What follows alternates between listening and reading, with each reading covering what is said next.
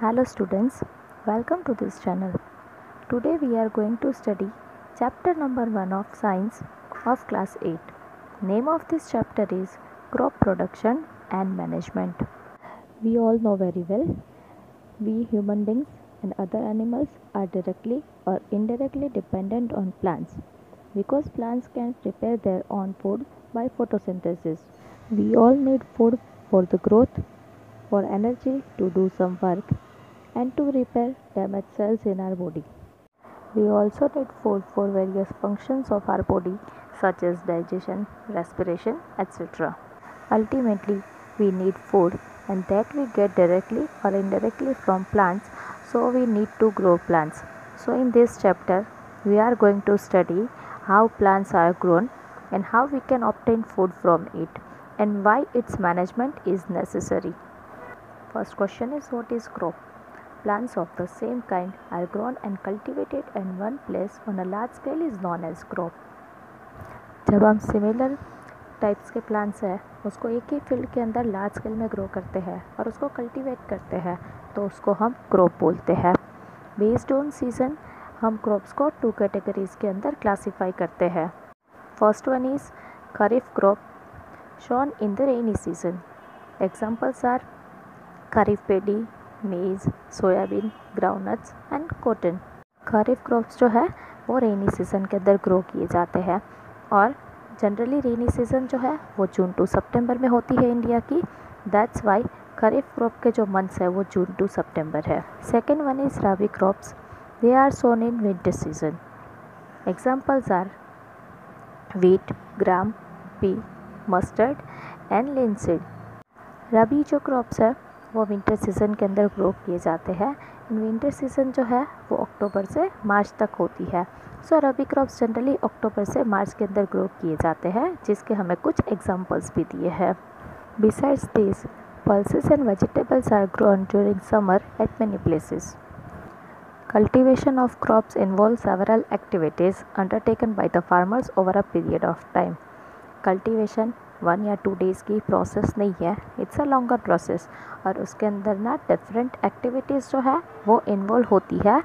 These activities और task are referred as agricultural practices. इसको हम एग्रीकल्चरल प्रैक्टिसेस बोलते हैं. और अब यहाँ पे एग्रीकल्चरल प्रैक्टिसेस कौन कौन से इन्वॉल्व होती है वो हम देखते हैं. Then we will study about them one by one in detail. First one is preparation of soil. Second is sowing. Third one is adding manure or fertilizers. Fourth is irrigation.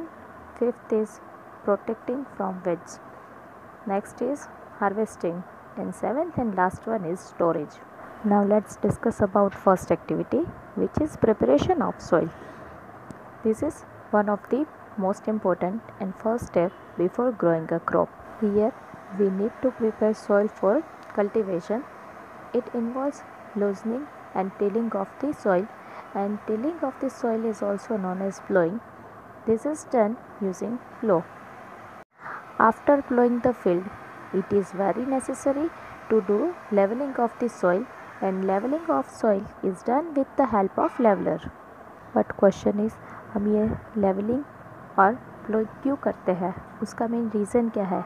Soil को loosening क्यों करना है? There are certain advantages of it. First one is, it allows the roots to penetrate deep into the soil. We know very well, roots absorb water and minerals from the soil and it transport to the rest of parts of the plants. So अगर soil को हम loose करते हैं ना तो roots के लिए penetrate होना काफ़ी ईजी होगा सोइल के अंदर, और जो मिनरल्स है वो काफ़ी उसको अच्छे से मिलेंगे और वाटर जो है वो भी इजीली एब्जॉर्ब कर पाएंगे. Another advantage is it helps in the growth of earthworms and microbes present in the soil. अगर soil हमने लूज़ की है ना तो उसके अंदर earthworms और microbes जो है वो काफ़ी easily grow हो पाएंगे. They can move very easily और वो soil को लूज़ करने में और भी अच्छे से help करेगा. Next advantage is, it brings the nutrient rich soil to the top in the growth of earthworms and microbes present in the soil. Plants जो है ना उसके रूट्स फ्यू सेंटीमीटर तक ही अंदर ग्रो होते हैं. सो अगर हम लूजनिंग एंड टर्निंग करेंगे ना तो क्या होगा कि जो नीचे की सॉइल है, जिसके अंदर न्यूट्रिएंट्स कंपैरेटिवली ज़्यादा होंगे, बिकॉज रूट्स वहाँ तक प्रीवियस क्रॉप के अंदर पहुँचे ही नहीं थे। वो न्यूट्रिएंट्स रिच सॉइल ऊपर आ जाएगी, तो क्या होगा, प्लांट्स को जो न्यूट्रिएंट्स चाहिए ना वो काफ़ी इजीली मिलेंगे। सॉइल के अंदर minerals, water, air and some living organisms होते हैं। इवन डेड प्लांट्स और एनिमल्स भी होंगे, जिसको लिविंग ऑर्गेनिजम्स जो है वो डिकम्पोज करेंगे, जिससे डेड एनिमल्स या डेड प्लांट्स जो भी है उसके जो वेरियस न्यूट्रिएंट्स हैं वो रिलीज़ हो जाएंगे सॉइल के अंदर, और ये न्यूट्रिएंट्स वापस प्लांट्स जो है वो एब्जॉर्ब करेंगे और प्लांट्स को ये सारे न्यूट्रिएंट्स नेचुरली मिलेंगे। The process of loosening and turning of the soil is known as tilling और ploughing. The plowed field may have big clumps of soil called crumbs. It is necessary to break these crumbs, and this is done with the help of leveling. Leveling is beneficial for sowing as well as irrigation. Irrigation के लिए कैसे helpful होगा, तो अगर levelling proper किया होगा ना तो हर एक प्लांट को ना यूनिफॉर्मली वाटर डिस्ट्रीब्यूट होगा और सॉइल इरोज भी नहीं होगी। Now let's discuss about agricultural implements. We are going to discuss some of the tools which are used for cultivation. First one is plow. It is being used for tilling the soil, adding fertilizers to the crop and removing the weeds. Even it is used for scraping of the soil. Plow ancient time से use होता रहा है और ये bullock से draw किया होता है। ये वुडन लॉग इसके अंदर एक होता है, जिसका वन एंड जो है वो बुलॉक्स के नेक के ऊपर होता है, एंड अनदर जो एंड है वहाँ पे एक ट्रायंगुलर आयरन स्ट्रिप होती है जिसको प्लोशर बोला जाता है, and this wooden log is known as the plough shaft. Diagram of plough is shown below. Nowadays wooden plow is replaced by iron plow. Second one is hoe. It is the simplest tool which is used for removing woods and loosening the soil. It is having one shaft, और shaft के another side जो है वो एक plain plate होती है which is used as a blade. It is pulled by either an animal or by a human being. These two tools are used from ancient time period, but nowadays we are more dependent on the machines because they make our work easier and faster. Next one is cultivator. It is one of the machine operated tool. Here cultivator is given which is driven by a tractor. वो tractor से operate होता है और इससे प्लो करना easy भी है, faster भी है. Once field is plowed properly and leveling is done, then second process is sowing seeds. It is very necessary to sow good quality of the seeds, because अगर जो भी हम सीड सो कर रहे हैं ना, जो हम बीज बो रहे हैं, अगर वो गुड क्वालिटी के होंगे दैन जो हमें प्रोडक्शन मिलेगा वो भी काफ़ी हेल्थियर होगा एंड क्वांटिटी भी काफ़ी अच्छी मिलेगी. That's why farmer prefer to use seeds which give a high yield, because ultimately their income is completely dependent on this cultivation only. Now what is the procedure for the selection of the seeds? How we can say whatever seeds we have selected are good. We need to perform one activity to verify whether our selected seeds are good or not. We need to perform one activity to check whether our selection of seeds is proper or not. Take a beaker and fill half of it with water. Then put a handful of the seeds which you have selected and stir well. Then कुछ time तक wait करना है. After some time period, you may observe some seeds are floating and some have been sinked. जो भी आपने seeds डाले ना, उसके अंदर से अगर ज़्यादा seeds है वो float करना शुरू हुए, तैरना शुरू हुए, then it indicates कि जितने floating seeds है ना वो सारे ख़राब seeds है, because जो भी सीड्स डैमेज्ड होते हैं ना वो होलो बन जाते हैं एंड उसका वेट कंपैरेटिवली लाइट होता है. दैट्स वाई वो फ्लोट होते हैं एंड जो हेल्दी सीड्स है वो सिंक हो जाते हैं. अगर आपने जो भी सीड्स अंदर डाले वो सिंक नहीं हुए दैन इट्स ग्रेट. आपने जो भी सीड्स कल्टीवेशन के लिए सिलेक्ट किए हैं they are good and they are healthier. But अगर आपने जो सीड्स डाले वो ज़्यादा फ्लोट कर रहे हैं तो उस सीड्स को कल्टीवेशन के लिए यूज़ मत कीजिए. दूसरे सीड्स को सिलेक्ट कीजिए. रिपीट दिस एक्टिविटी एंड जब आपको लगे कि हाँ आप सिंक हो गए हैं, these are goods, then only go for cultivation. क्योंकि अगर सीड्स जो है वो हमने प्रॉपर सेलेक्ट किए ना, तो जो भी अल्टीमेटली हमें लास्ट में क्रॉप मिलेगा ना, वो हेल्थियर भी होगा एंड क्वालिटी भी काफ़ी अच्छी मिलेगी। सीड्स एक बार आपने सेलेक्ट कर दिए कि यही सीड्स जो है वो हेल्थियर है, गुड क्वालिटी के है, then we are going to sow it. तो अब सीड्स को सो करने के लिए कौन कौन से टूल्स यूज़ होते हैं वो डिस्कस करना है। First one is traditional tool. The tool used traditionally for sowing seeds is shaped like a funnel. The seeds are filled into the funnel, passed down through 2 or 3 pipes having sharp ends. These ends pierce into the soil and place seeds there. Traditionally ये जो tool use होता था ना, इसके अंदर ये bullock से operate किया जाता है, जिसके अंदर एक फ़नल होती है। फ़नल के अंदर सीड्स डाले जाते हैं, जिसके नीचे नेरो पाइप होती है, और वो पाइप सॉइल के अंदर पियर्स होती है। जैसे ही बुलॉक आगे आगे चलेंगे ना, तो सीड्स नीचे गिरते जाएंगे, और पाइप नेरोअर इसीलिए है कि एक ही जगह पे बहुत सारे सीड्स हमें नहीं डालने हैं।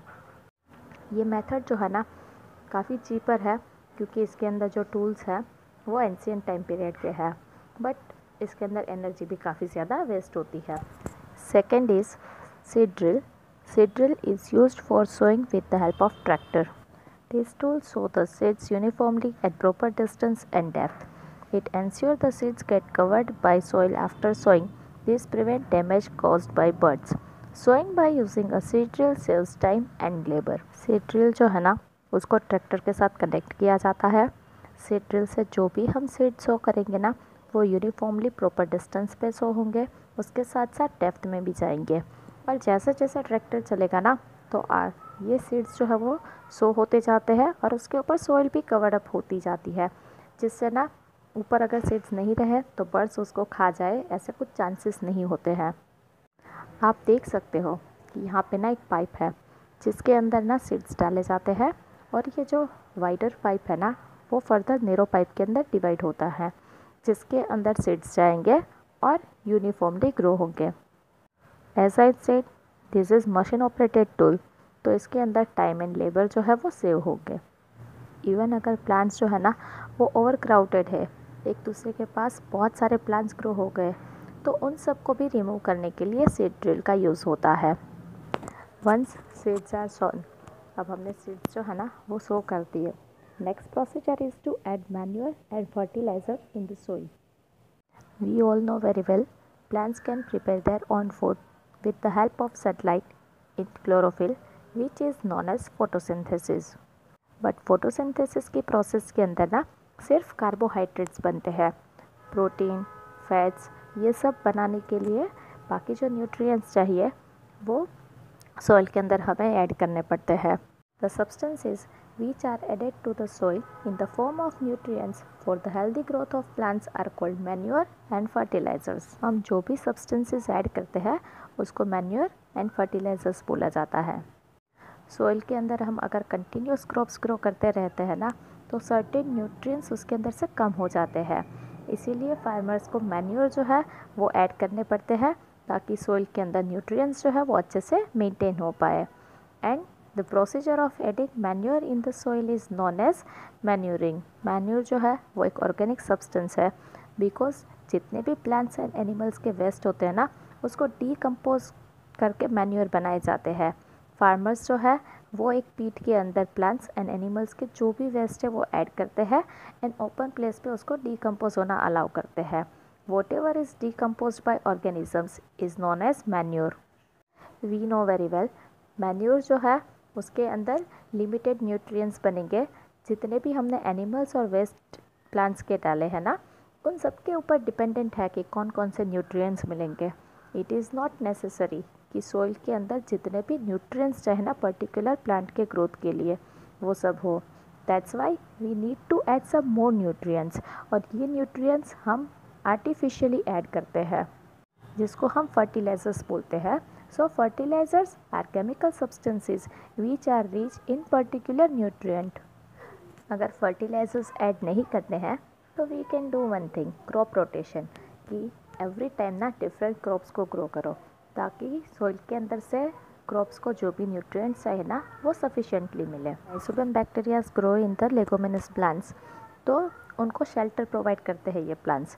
इसके बदले में राइजोबियम बैक्टीरिया जो है वो एटमॉस्फेरिक नाइट्रोजन को सॉल्युबल फॉर्मेशन के अंदर कन्वर्ट करके देता है, which is required by plants to prepare protein.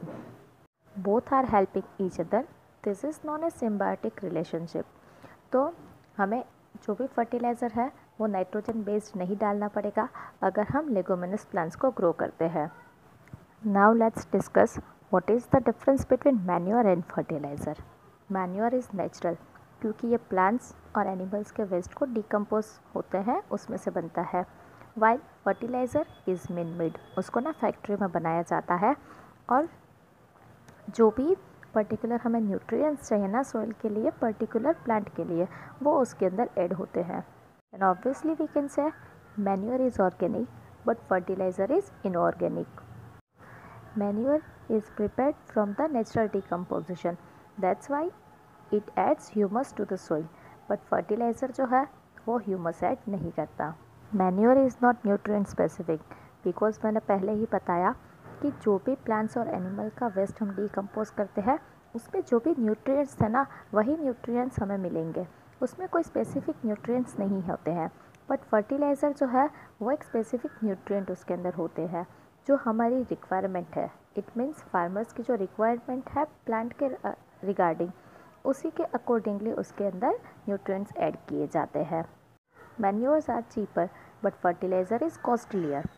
Manure is prepared in the field, और कैसे होता है वो हमने डिस्कस किया कि एक ओपन पीट के अंदर डिकम्पोजिशन होता है, बट जो भी फर्टिलाइज़र्स है वो फैक्ट्री के अंदर बनाए जाते हैं। We have already added fertilizers. Now next one is irrigation. Water is important for each and every living being because हमारे सर्वाइवल के लिए हमें पानी चाहिए। प्लांट्स के अंदर फ्लावर्स, फ्रूट्स, सीड्स, इन सब के प्रॉपर ग्रोथ एंड डेवलपमेंट के लिए वाटर की रिक्वायरमेंट होती है। We know water is absorb by roots in plants. Along with the water, roots also absorb minerals and fertilisers. हमने जो सीड सो की है ना उसके जर्मिनेशन के लिए भी वाटर जो है वो बहुत इम्पोर्टेंट है। ड्राई कंडीशन के अंदर जर्मिनेशन ही नहीं होगा तो ये पॉसिबल ही नहीं होगा कि जो भी सीड्स है वो उसके अंदर से प्लांट ग्रो हो। तो फर्स्ट वन जर्मिनेशन के लिए चाहिए, सेकंड रूट्स जो है वो एब्जॉर्ब करके सारे पार्ट्स को वाटर प्रोवाइड करेगा जो फ्लावर, फ्रूट्स, सीड्स इन सब के ग्रोथ के लिए इम्पोर्टेंट है। अनदर वन इज़ वाटर जो है ना वो फ्रोस्ट एंड हॉट दोनों एयर करंट से प्लांट्स को प्रोटेक्ट करता है और मॉइस्चर जो है वो भी मेंटेन होगी तो ग्रोथ जो भी ग्रो होगा ना वो हेल्दियर ग्रो होगा। And supply of water to the crop at different interval is called irrigation. हम रेगुलर इंटरवल पे जो वाटर प्रोवाइड करते हैं ना प्लांट्स को उसको इरिगेशन बोला जाता है। इरिगेशन की फ्रीक्वेंसी और टाइम पीरियड जो है ना वो सॉइल टू सॉइल वेरी होता है।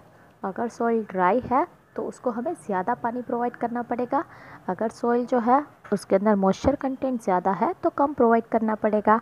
इवन कौन सी सीज़न है वो भी देखना होगा। इफ़ इट इज़ मानसून तो हमें ज़्यादा वाटर प्रोवाइड करने की ज़रूरत नहीं होगी। इवन अगर रेनफॉल अच्छे से हो उस दिन हमें वाटर जो है वो प्रोवाइड करना ही नहीं पड़ेगा। बट अगर समर सीज़न के अंदर कुछ ग्रो किया है ना तो उसको रेगुलर इंटरवल पे हमें वाटर जो है वो अच्छे से प्रोवाइड करना पड़ेगा। So we need to take about irrigation.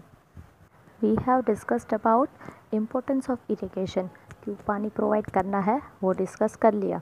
Now we need to discuss sources of irrigation, ये पानी कहाँ से मिलेगा। तो sources of irrigations are wells, tubes, ponds, lakes, rivers, dams and canals. अब इसके अंदर हम दो मेथड्स डिस्कस करेंगे, traditional method and nowadays recent जो हम मेथड यूज़ करते हैं वो डिस्कस करनी है। ट्रेडिशनल मेथड जो है उसके अंदर केटल और ह्यूमन बीइंग का यूज़ होता था, that's why it was cheaper but efficiency was very less. There are main 4 traditional methods. First one is the moat, जिसमें एक ह्यूमन बीइंग जो है वो वेल से वाटर निकालेगा और पूरे जो फील्ड है उसको प्रोवाइड करेगा। Second one is chain pump, अगर केनाल से पानी निकालना है तो चेन पंप मेथड की यूज़ होता है। नेक्स्ट इज़ राहत, जिसके अंदर पुलोग जो है वो वुडन के लोग को रोटेट करता है एंड पानी जो है वो पुली की हेल्प से वेल से बाहर निकाला जाता है। And last one is dhekli. डेकली के अंदर ना किसी एक ट्री का बार्क यूज़ किया है एंड जो पर्सन है वो वाटर निकाल के इरिगेशन सिस्टम जो है उसको यूटिलाइज कर रहा है। Now we are going to discuss modern method of irrigation. First one is the sprinkler system.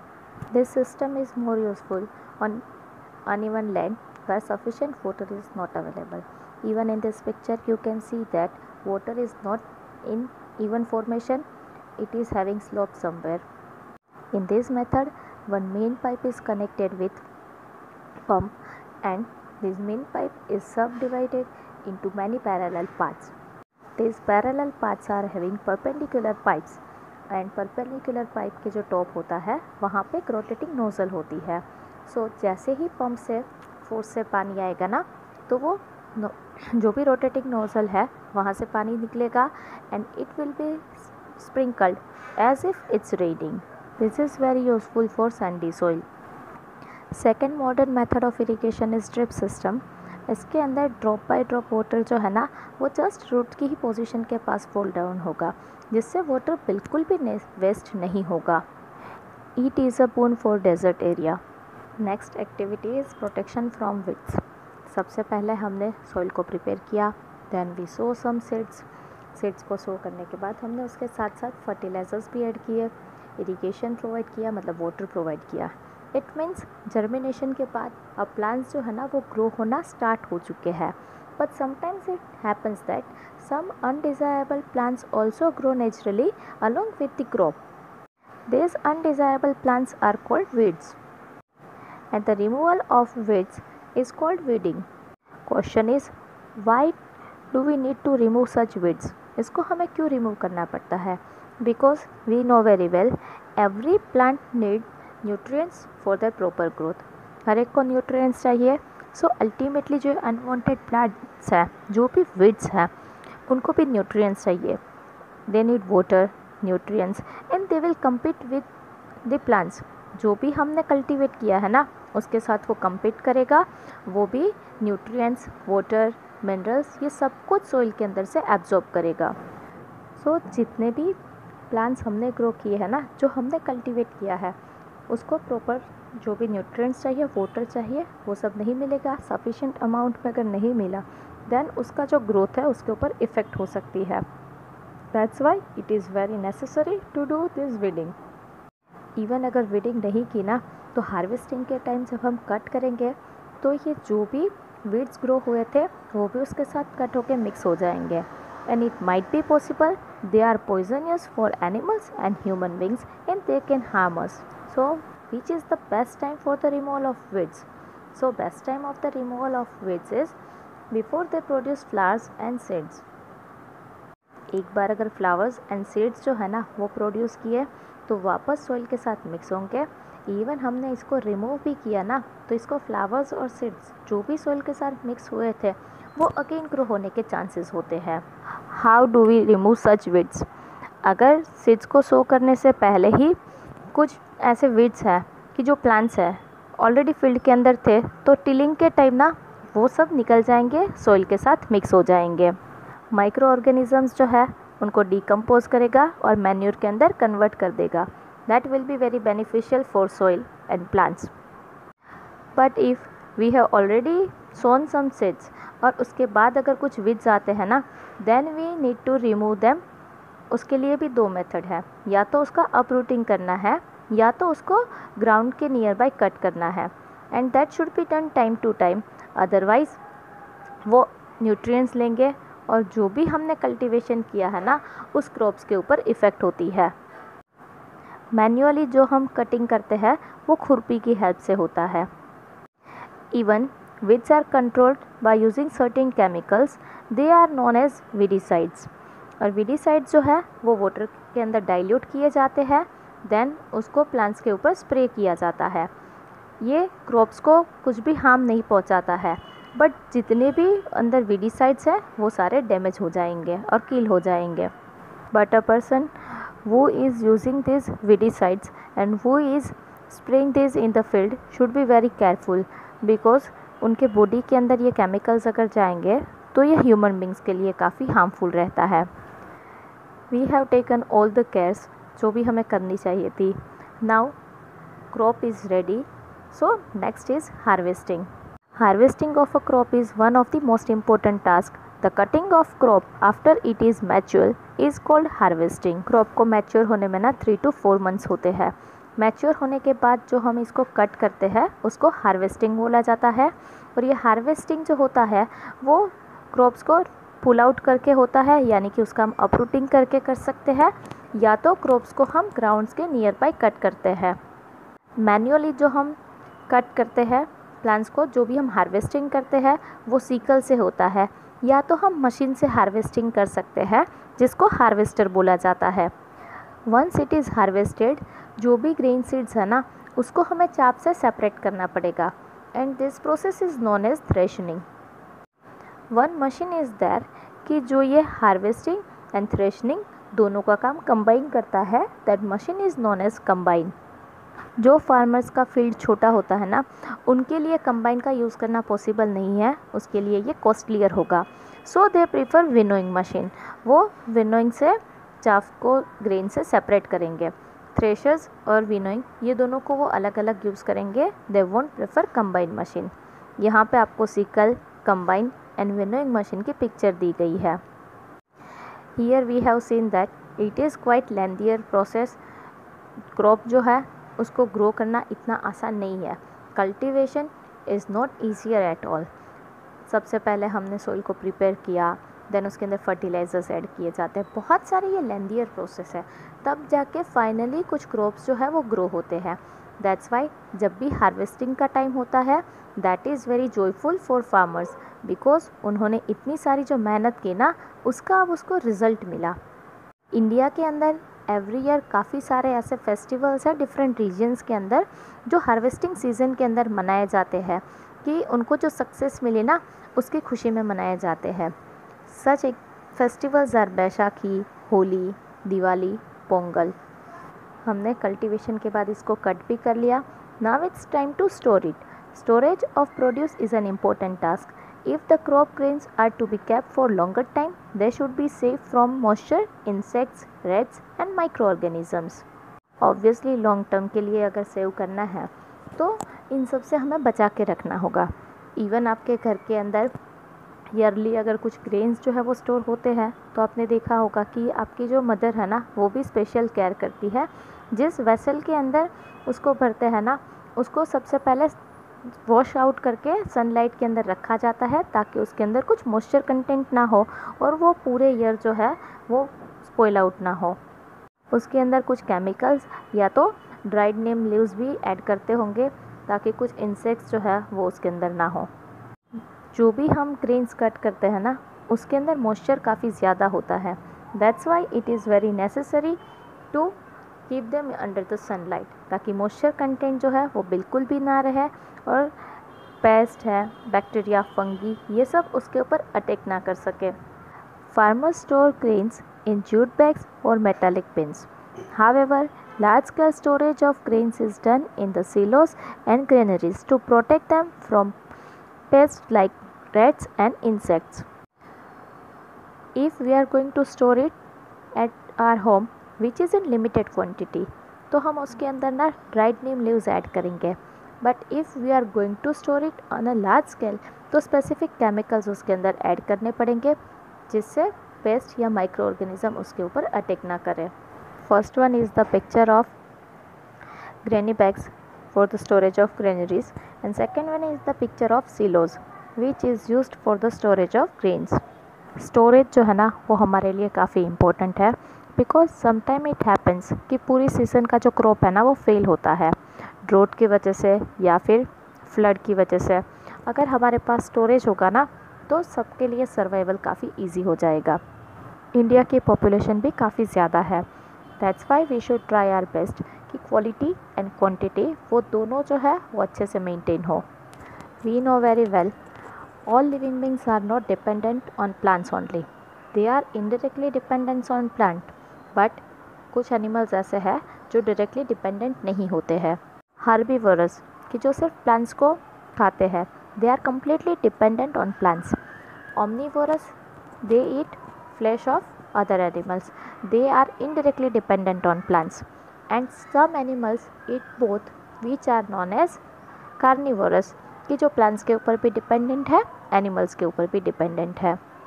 So question is, how we get food from animals? Even some human beings do not eat flesh of any other animals, but they are dependent on animals because they use products of animals such as milk, curd, paneer, ghee, etc. So rearing of animal is also important. Animals reared at home or in farm have to be provided with proper food, shelter and care. उनकी भी care करनी होगी, उनको भी proper food provide करना होगा, तो ही हमें हेल्दी जो है वो बाई प्रोडक्ट्स या प्रोडक्ट्स मिलेंगे. When this is done on large scale, it is called animal husbandry. We get cod liver oil from fish which is rich in vitamin D. But कुछ ह्यूमन बींग्स ऐसे हैं कि जो ये सब products use नहीं करते हैं. Then sunlight is a natural source of vitamin D. अगर अर्ली मॉर्निंग में या तो इवनिंग टाइम पे जब सन सेट हो रहा है, उस टाइम पे आप सनरेज जो भी लोगे उसके अंदर विटामिन डी जो है वो मिलता है. So chapter is over. We can conclude that cultivation is not a 1 or 2 day process. It is quite lengthier but all steps are very important. अगर इसमें से एक भी चीज़ हमने स्किप की ना तो कल्टिवेशन पॉसिबल ही नहीं है. Hope you have enjoyed this session. Like this video if you have enjoyed it and share it with your friends. If you have not subscribed this channel yet, please subscribe it right now. Bye bye.